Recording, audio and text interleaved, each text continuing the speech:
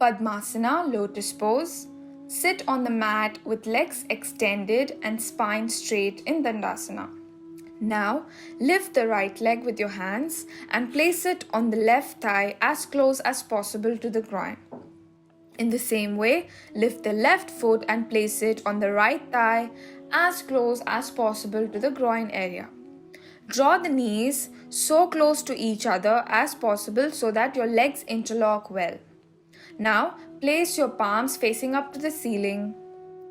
And when you're in this position, make sure to focus on your breathing and take deep breaths, as many as possible, and stay in this position as long as comfortable. Well, when you're doing Padmasana, always remember and make sure to do it with the legs crossed the other way also.